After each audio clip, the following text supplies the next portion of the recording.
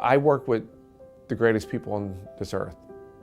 We have 1.3 million people in the Army team, about 1 million soldiers and 300,000 civilians. And there's not a day that goes by that I don't get inspired by them.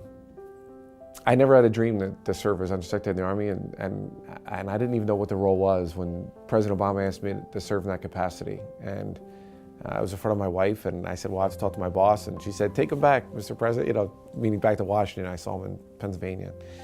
To learn how you can affect the Army as an institution, but more importantly, how you can affect soldiers' lives and their families' lives.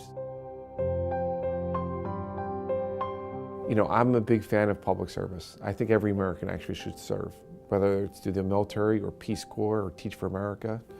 But I think it opens your eyes to a broader experience of being selfless, to be part of a team that's something bigger than yourself.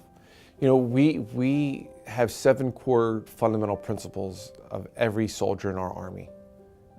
It is about loyalty, duty, honor, selfless service, integrity, personal courage, and respect. Those 7 core principles is what comprises every single one of our soldiers and every single one of our Army officers.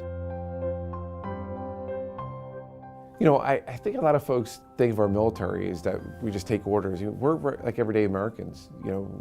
We were raised just like everybody else was, and we take an oath to support and defend the Constitution against all enemies, foreign and domestic. But in that Constitution, that I taught to the next generation of military leaders at West Point, it stands for something. It's a blueprint of our country. All men and women are created equal. And yet, we treated over 13,000 Americans who were wearing a cloth of our country, that were serving the military, but we threw them out just because of who they were as a person, just because of their sexual orientation, because they were gay or lesbian. And that was wrong. And I used to question them. I said, well, why do you think during a time of war we should throw out over 13,000 troops that we need, that are Arabic speakers, that are fighter jet pilots, etc.?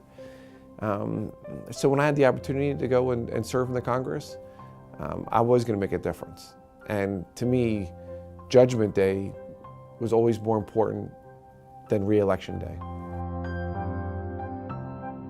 I think our country owes our military men and women and their families respect and, frankly, thanks, because they're part of the 1% of America that has answered the call to serve, to stand in front of everybody else and to potentially take a bullet to keep our families safe here at home.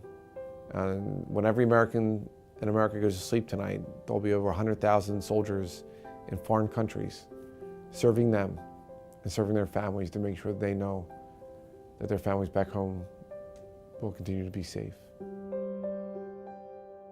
I don't have a hard time getting up every day. I work long hours. There's not a day that goes by that I don't laugh out loud and I'm not smiling about something. My kids, I have a 10-year-old daughter, Maggie Murphy, who's my pride and joy, and my son, Jack, who's 7, my wife, Jenny. My family makes me smile all the time, my friends, and just life. If you're not enjoying what you're doing, then you should be doing something else. Something about me is that, I'm very passionate about this journey, and I'm excitable, and I want to make sure that they see that and others see it, because if you just take life for granted, you're missing out.